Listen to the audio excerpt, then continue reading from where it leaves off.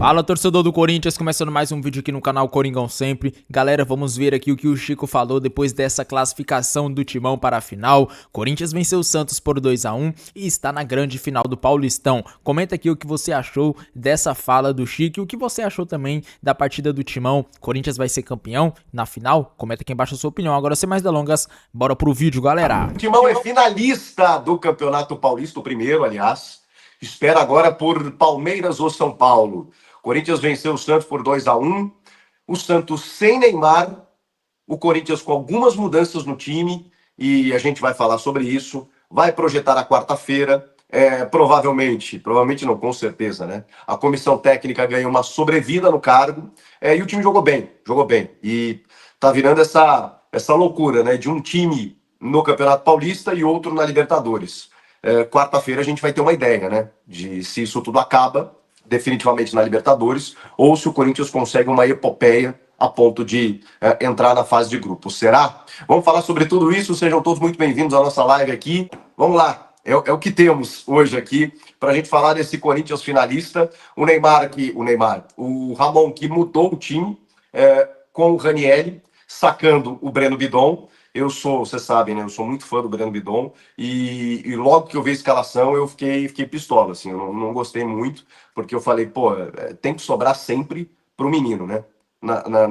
Sempre acaba sobrando pro garoto. E eu acho, já falei para vocês, que naquele jogo em que ele acabou indo mal, ele foi muito prejudicado pelo sistema. Mas depois, olhando a formatação em campo, eu entendi o que aconteceu.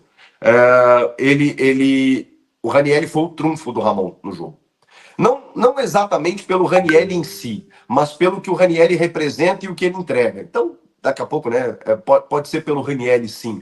Mas eu digo assim, a entrada do Ranieri, ela facilitou algumas coisas. De novo, o Corinthians teve problema na bola aérea defensiva. De novo, enfrentou alguns problemas que não pode. Mas, assim, vamos lá, né? O Corinthians foi dominante praticamente o jogo inteiro. Se o Neymar estivesse 100%, não sei o que poderia ter acontecido. É um jogador da jogada individual, do diferente e tal. Agora, o Corinthians foi muito superior, muito superior. Vocês lembram assim de alguns milagres do Hugo, alguma pressão que o Santos tenha promovido? Toma um gol como sempre toma, né? Depois até ajustou no segundo tempo e eu vou falar sobre isso, porque, o Corinthians é impressionante, né, cara? O jogo controlado e tal, daqui a pouco, bola aérea, sempre o problema, né? Numa falha de posicionamento ali do Félix Torres e o Martínez, né, que é um baixinho, mas a questão ali, eu já falei para vocês, não é individual. A gente vai cobrar do Gustavo Henrique, que tem 2 metros de altura, a gente vai cobrar do Félix Torres, a gente vai cobrar do André Ramalho, a gente vai cobrar do José Martínez, que estava na cobertura ali com o Tiquinho Soares. Todo mundo vaza na defesa do Corinthians. Então isso é sistema, né, gente? Isso é sistema. Não é treinado isso? Isso tem que ser treinado. No segundo tempo melhora justamente porque o Ranieri baixa. O Ranieri é um cara híbrido, né? Ele é um cara que funciona de primeiro volante, mas no segundo tempo, como era natural, o Santos propor um pouco mais o jogo, buscar mais o ataque e tal. O jogo único ele tem disso, né? Ele permite com que o adversário, mesmo com o empate, ele não fique lá atrás. Porque não adianta, né? Você vai se submeter a ir para pênaltis, você vai se submeter ao que o jogo pode oferecer. O que acontece? Eu vou para cima aqui porque eu vou tentar resolver nos 90, senão eu tô morto, senão eu tô fora. E aí o Santos vai um pouco para cima ali e tal, e o Corinthians cria um bloqueio à frente da sua defesa, dentro da área, basicamente, né, com a chegada do Ranieri, uma linha de 5, em que o Santos não conseguia entrar, muitas vezes em arremates que explodiam na defesa, porque tinha um muro, muito por conta da presença do Ranieri. E aí, o Ranieri baixado, né, para essa linha de 5, para um terceiro zagueiro, o Martínez faz essa função de se desdobrar ali, porque ele tem pulmão para isso, né? Diria um amigo meu que ele tem até 2 pulmões, né? Corre tanto que parece que tem 2 pulmões. Todos temos 2, né?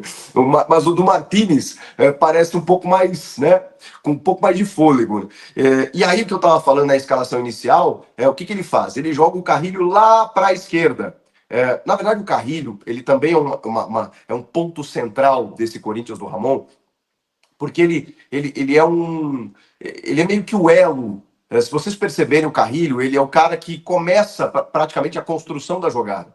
A partir da bola sair dos pés do Ranieri ou do próprio Martínez, eles sempre procuram o Carrilho. E assim, teoricamente, num desenho inicial, o Carrilho está lá pelo lado esquerdo. no vértice do losango. No lado direito, ele coloca o Martínez, que vem jogando bem nessa função, que é um cara que ataca o espaço combinado com o Mateuzinho, muitas vezes aparece como ponta.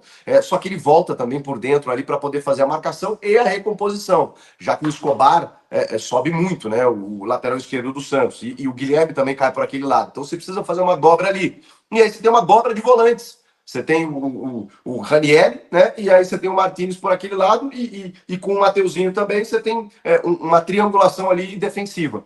Do lado do esquerdo do Carrilho, o Carrilho ele não fica só do lado esquerdo.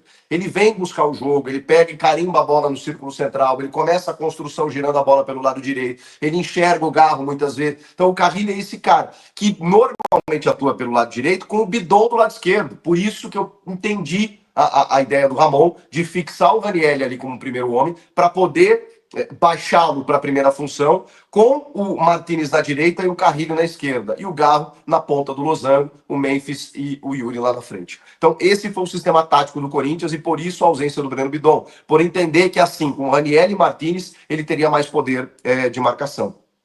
Então, gente, eu preciso entender até porque deu certo, tá? Por mais que eu goste do Breno Bidon, por uma questão mais técnica, né, de que o Bidon tem mais a bola no pé, tem mais a construção, ele entrou no segundo tempo justamente para oferecer isso. Mas eu preciso entender que depois até porque ele não tinha o Martínez, né? Depois daquela peneira que foi o Corinthians na Libertadores diante do Barcelona, ele precisou dar uma fechada na casa, né? E não sei se ele tinha informação de que o Neymar estava fora. Acho até que o menino Bom Tempo jogou bem.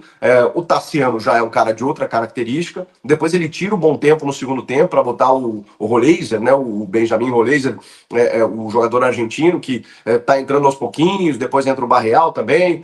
O Caixinha tentou alguma coisa no desespero, mas a verdade é que o Corinthians dominou o jogo, e muito por conta dessa estratégia do Ramon. É curioso. A gente começava o jogo com o Ramon apendurado, assim, ó, de novo, como aconteceu em várias vezes desde o ano passado. Mas chega um jogo em que ele dá uma mexida e ganha uma sobrevida. Tomara, eu juro para vocês que eu estou torcendo por isso. Tomara que o Ramon reinvente este Corinthians na Libertadores na quarta-feira, crie um modelo tático cinematográfico, estratégico, maravilhoso, e ele consiga meter um 4-0 e classificar para a fase de grupos. Mesmo que a gente entenda, eu entendo pelo menos, e muitos de vocês, de que o Ramon não é técnico para o Corinthians, tomara que ele construa essa sobrevida. Porque, acima de tudo, está os interesses do clube. Então, se ele conseguir classificar o Corinthians para a fase de grupos, bom, ali na frente a gente pensa o que a gente faz. E aí ele vai ter méritos por isso também.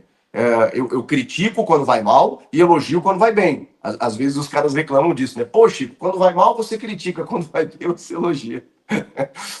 E isso, na minha humilde opinião, é coerência, né? Eu não posso me abraçar numa tese. Eu não posso aqui me abraçar numa certeza, numa verdade definitiva e dizer, não, o Ramon ele é péssimo, ele é ruim e ele não vai dar certo. Mas aí quando ele faz um jogo bom, por influência dele, né, não é uma coisa ao acaso que, enfim, jogou mal e acabou ganhando. Não, ele conseguiu, diante dos erros lá em Guayaquil, ele conseguiu entender o que fazer, o que era preciso fazer e ele fez. É verdade que ele estava com o Ranieri machucado um tempo, o Martínez também ficou fora lá e tal, ele não tinha peças, agora ele teve. E com essas peças ele conseguiu montar um modelo tático a ponto de vencer o Santos. Vai conseguir montar um sistema para não tomar gols, porque hoje ele tomou, né?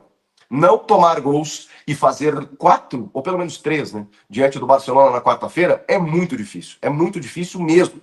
Talvez seja improvável, mas assim... o torcedor tem que acreditar. E mais do que o torcedor, os caras que estão lá dentro. Porque se os caras que estão lá dentro não acreditarem, aí a gente vai para casa, né? Aí a gente pega a nossa malinha e vai embora. Porque o primeiro jogo foi terrível. E o Corinthians eliminado, daqui a pouco faz um grande jogo e acaba eliminado, os caras sabem que a eliminação ocorreu por conta do primeiro jogo. Um primeiro jogo, assim, lamentável, inexistente, um dos piores, se não o pior que eu vi com a camisa do Corinthians, assim, na história. Não estou dizendo que é o pior jogo da história do Corinthians, mas eu estou dizendo que eu vi, né? Que eu tenha visto, pelo menos nos últimos tempos. Porque foi muito mal, né? Muito mal no aspecto anímico, no aspecto físico, no aspecto técnico, no aspecto tático, porque o Ramon foi mal também. As escolhas foram ruins, as escolhas não deram certo, os jogadores não estavam bem, enfim, uma salada. Rapaz, tá quente aqui. Mas enfim, 12, 13 mil pessoas aqui, muito obrigado pela moral que vocês sempre me dão. Tô vendo entrar muita mensagem aqui, a gente vai falar muito sobre isso. Agora, tem um negócio que é triste pro torcedor do Santos, né? Cara, o Neymar não estar nesse jogo é um negócio assim lamentável. Eu não sei o que aconteceu, eu não sei se ele teve um desconforto, se ele teve uma lesão, mas ficou muito, mas muito claro que o Neymar só foi para campo para causar, para gerar uma dúvida, para gerar daqui a pouco, né, uma situação com o adversário, para provocar um pouquinho, para ir lá reclamar com a arbitragem no intervalo como ele fez, para provocar a torcida, para provocar o Memphis, para ter a liderança que provavelmente ele tem no vestiário, no pré-jogo, aquela coisa toda, só para isso. Porque quando ele não aquece junto dos outros jogadores no intervalo, porque ali, bom, ok, ele não começa o jogo, não tá 100%. Não é que ele não estava 100%, o Neymar não tinha condição de jogo. O Neymar não tinha condição de jogo. Quando tá 2-1 pro Corinthians, e um golzinho levaria para os pênaltis, e o Neymar não entra com 97 minutos de jogo, bom, tá claro que ele não tinha condições de jogo. Talvez, se o Santos empata o jogo e a decisão vai para pênaltis, vocês sabem que o Neymar é talvez o melhor batedor de pênaltis do mundo, né? Ele desloca o goleiro na... Ia ser bacana ver esse duelo, né? Porque o Hugo é um puta pegador de pênaltis. Será que o Hugo ia esperar até o último instante? Porque é o que o Neymar faz, né? O Neymar espera até o último momento, quando o goleiro toma a decisão, ele desloca. Só que ele desloca sem muita força. Ou ele iria mudar a cobrança por ser o Hugo, sei lá. Então, o Neymar é muito bom batedor. Então, mesmo que daqui a pouco o cara não tá conseguindo correr, bater um pênalti, talvez ele conseguisse, né? E aí você tem aquela abertura, né, dos pênaltis, pelo menos um gol garantido. Talvez, não tô nem decretando isso, mas talvez ele entrasse se o jogo fosse para as penalidades. Mas que loucura, né? O torcedor do Santos que sonhou com o Neymar volta e tá tudo certo, e tava recuperando o Santos, e classificou o Santos muitas vezes, e tava sendo definitivo, decisivo, simplesmente no jogo mais importante do time. No jogo, não tinha outro jogo, gente. Não tinha. O que o Santos disputa? Tem Copa do Brasil e tal, mas esse era o jogo importante. Esse era o jogo que o Santos poderia chegar até uma final de Paulista, e o principal jogador não joga. E aí tem um monte de piadinha aí, por conta do carnaval, aquela coisa toda. Não posso acreditar nisso, né? Mas assim, tem alguma coisa que foi mal planejada. Porque você tem uma sequência ali que ele não descansou. Ele começou a jogar, todo mundo pensava, mas vai jogar de novo, vai jogar de novo. Bom, tá bem, né? Tá bem, tudo bem, bora. O Santos tá precisando dele. Mas nem entrando no segundo tempo, né? Ele foi jogando titular todos os jogos. Aí nesse jogo o cara não tá. Mas não é que ele não tava. Não é que ele tava com. Ele não tava. Ele simplesmente completamente fora. Então, assim, isso aí. E olha que ele provocou, né? Olha que ele chamou o jogo, provocou o Memphis, provocou todo mundo. Eles estão mais com medo de mim do que eu deles, não sei o quê. Me ajuda aí, né? E aí o Neymar hoje. E o Santos sem o Neymar, vamos combinar, né? Ok, é um time que tem alguns bons valores. Esse Benjamin Rolês eu acho muito bom jogador. O próprio Barreal, acho que foi bem no Cruzeiro, acho que pode ajudar. O Guilherme é o artilheiro do Paulistão. O Soteldo começou a fazer por dentro, né, onde ele tem mais dificuldade, porque aí é muito mais fácil, né? O João Paulo Sampaio do Palmeiras fala sobre isso. É muito mais fácil você criar pontas do que meias, porque por dentro o caminho é mais complicado.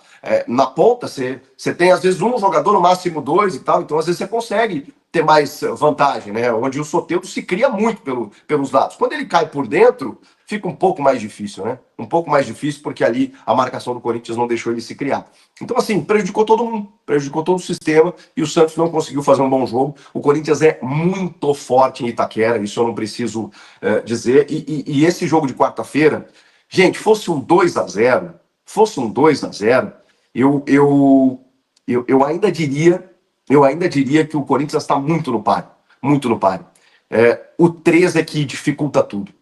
Porque assim, cara, porque o 2-0, um gol cedo, o Corinthians jogando em casa, um gol cedo já, você já volta pro jogo, entendeu? Agora, com 3, mesmo que você faça um gol cedo, você tem uma montanha para subir. E do outro lado tem um adversário que se mostrou muito competente, né? Tomou 4-0, inclusive, nesse final de semana do Del Valle, sem vários jogadores, né? Ficou com um a menos desde os 10 primeiros minutos. Mas, mano, o Del Valle meteu 4 nesse time aí, do Barcelona de Guayaquil, que meteu 3 no Corinthians, só pra vocês terem uma ideia. Então, assim, foi um jogo completamente fora do esquadro, fora do planejado, esse jogo de ida lá em Guayaquil. Só que não adianta nada, né? Tem 3 no lombo para reverter. Então é muito difícil, a gente vai projetar esse confronto aí também. Não adianta, o torcedor vai ter que acreditar como eu disse, especialmente os caras lá de dentro. A gente já viu reversões acontecerem, né? O próprio Liverpool com o Barcelona, o próprio Barcelona com o PSG. Tem histórias aí, né, no mundo da bola que contam essas viradas. E se o Corinthians conseguir uma virada dessas, meu amigo, aí o que eu vou dizer? Aí eu desisto, né? Eu falei, eu vou falar pro Ramon e pro Emiliano, falando, cara, vocês gostam de emoção, né? Só que aí é muito louco isso, gente. Dependendo do que acontecer na quarta-feira, o Corinthians tem 2 finais de Paulistão contra Palmeiras ou São Paulo. Só que um jogo entre os dois da seleção, né? Então vai parar 2 semanas aí o campeonato. Vai ser uma loucura. Vai ser uma loucura. Rapaziada, que isso, hein? Vamos bater 15 mil? Vamos bater 15 mil? Vocês são absurdos, de verdade. Vocês estarem aqui com 15, quase 15 mil pessoas. Meu Deus do céu! Ó, já tem gente, muita gente mandando mensagem aqui. Eu vou começar a ler e aí vou respondendo, a gente vai debatendo. Fechou?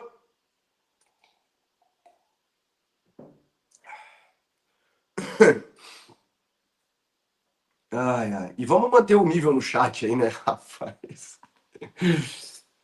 Ó, o Alexandre Guimarães representa muito a opinião da galera aí. Ele é nosso membro ali, tem um stickerzinho, eu vou dar uma prioridade para os nossos membros aí. O Thiaguinho Santos virou membro aqui agora. Obrigado, viu, Thiaguinho? Tamo junto. Só fico triste porque o Ramon continua. Mas aí, como eu falei para vocês, né? A instituição está acima de tudo, né? Então, nesse momento, azar. O Corinthians está numa final de Paulista depois de 5 anos. Pode ser campeão depois de 6 anos. Então, 2 jogos e a decisão é em Itaquera. Então, assim, independentemente se for São Paulo ou Palmeiras, se o Corinthians não tomar um 3-0 no primeiro jogo, porra, o jogo é em casa. E o Corinthians, cara, era absurdo em casa. Voltou a ser, né? Chegou um momento até naquela fase da gestão do Ilho ali, né? Que brigou para não cair 2 anos seguidos e tal. Que a coisa tava ruim. Mesmo jogando na Neoquímica Arena, o torcedor foi guerreiro, né? Porque dava 40 mil todo jogo e os caras mesmo assim tomando porrada.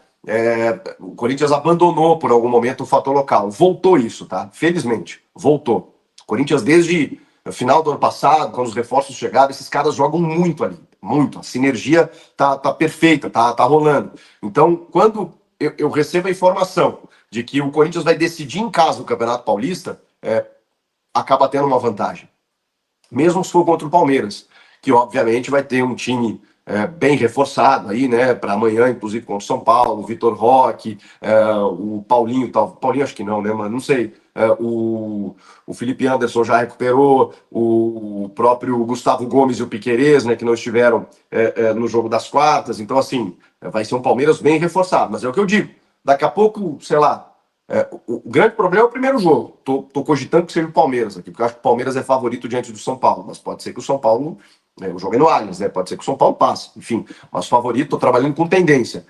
Se no primeiro jogo, Corinthians e Palmeiras no Allianz, né, voltar do empate ou uma derrota simples, o Corinthians está muito no páreo, exatamente por essa força que tem em Itaquera.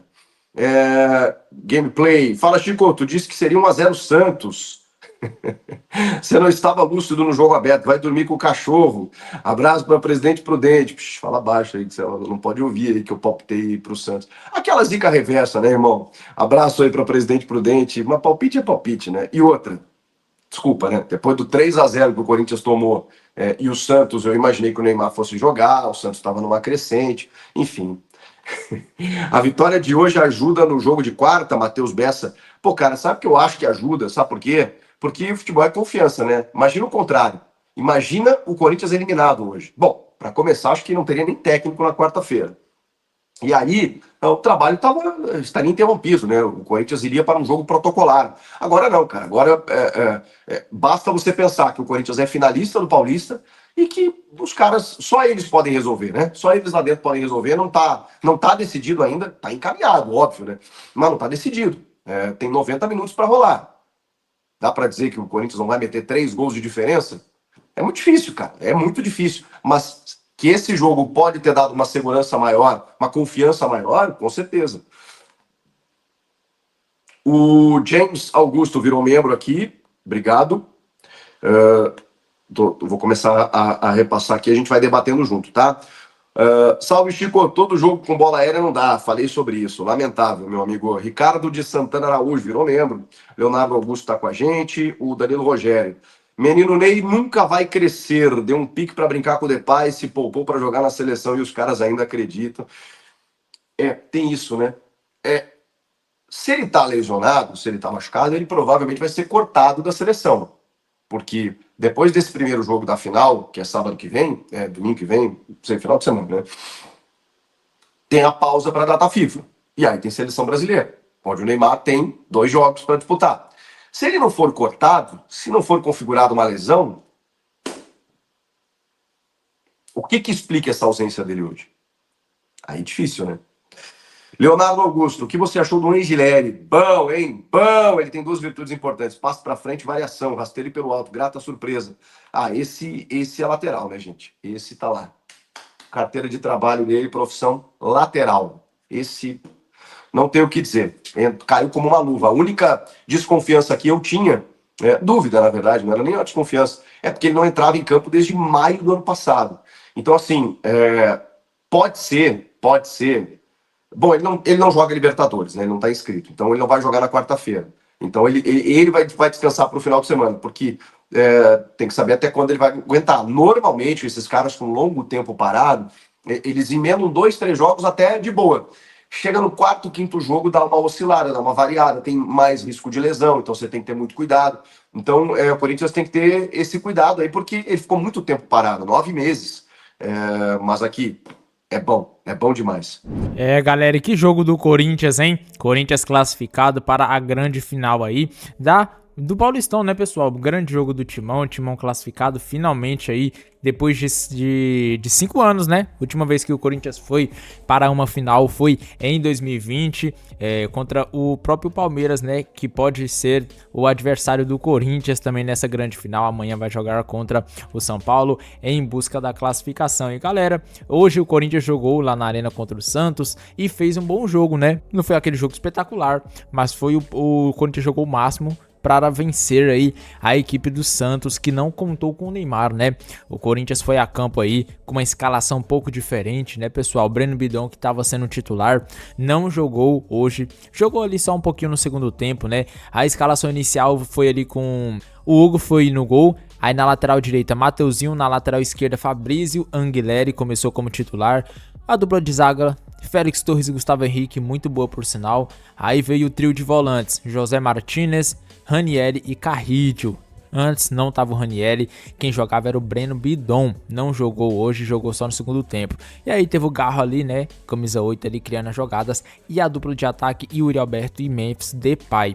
E aí, né, tivemos 2 expulsões aí, Gonzalo Escobar e José Ivaldo, ambos do Santos, e isso ajudou, né, querendo ou não, o Corinthians a conseguir vencer a partida. No finalzinho ali, o Santos ficou com 2 a menos e aí o Corinthians só controlou a partida. E agora vai ter amanhã o grande jogo também, Palmeiras e São Paulo lá no Allianz Parque. Quem passar amanhã vai jogar contra o Corinthians na grande final. E lembrando, o jogo da volta na final é na Arena. Então, se o Corinthians for pegar o Palmeiras, por exemplo, primeiro jogo no Allianz Parque, segundo jogo na Neoquímica Arena.